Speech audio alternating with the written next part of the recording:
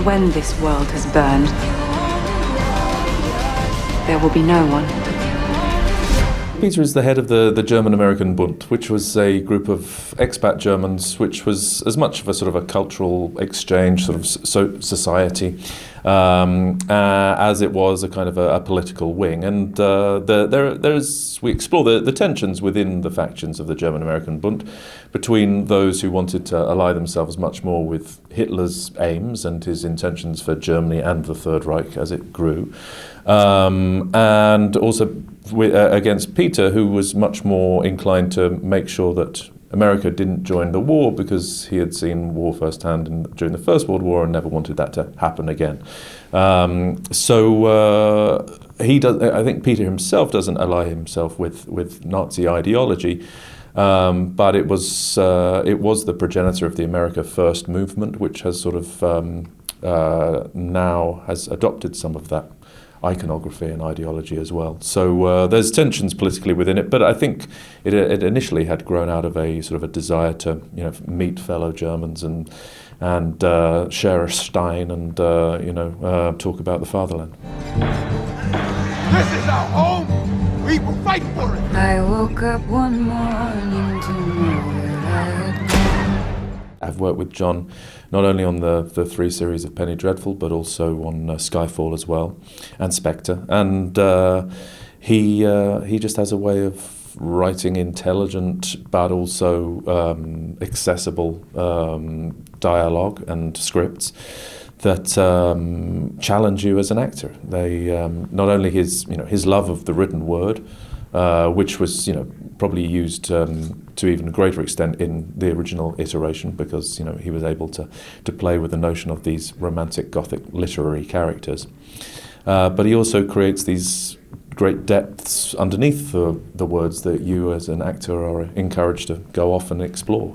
And that's kind of what you signed up for when you become an actor, is to have those opportunities to flesh out something quite so rich and conflicted. And as you say, the character of Peter he's not just an evil Nazi. I mean, he's actually just he's a man. When we first meet him, he's a man in a deeply unhappy marriage, but a committed father and an excellent and trusted pediatric doctor, and that is the jumping off point for your sympathy, I think, as an audience. And as much as he will end up doing things that we won't necessarily like, in some ways it's a reverse of the creature in the first ways. In the first iteration, when we first met him, he rips open the new creatures.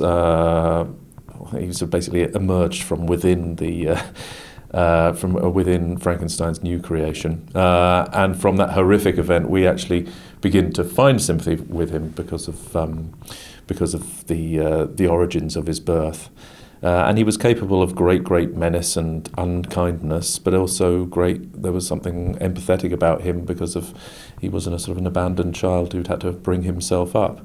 For Peter, we feel great sympathy for him at the beginning, and then he chooses to do things that necessarily challenge those sympathies.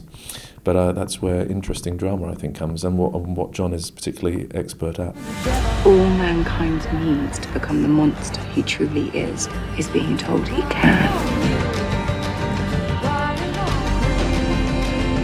All cities, to a certain extent, renew themselves at a great pace. But I think Los Angeles does that maybe even faster than a lot of other major international cities. And it's sometimes quite easy to lose sight of the foundations of cities and upon what they're built. And I think what this does very interestingly is to unpick those seams of rebuilding and say, actually, it's not the absolute origins of Los Angeles, but at a very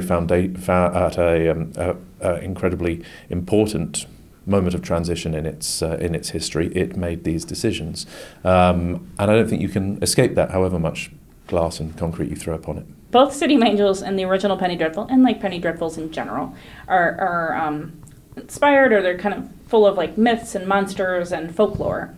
When you were growing up, did you have anything, some kids are like very interested in like the Loch Ness Monster when they're like 9 years old or whatever. I mean, you have kids, you might know this. Anything that you were sort of super fascinated by like Salem witch trials, or you know what I mean? Like there are always kids that are just interested in. I believe the radio in the car there were actual people in the car in the boot, and I became interested in that miniature universe whereby people were able to play instruments in the back of a car. I don't think that formed me in any particular way.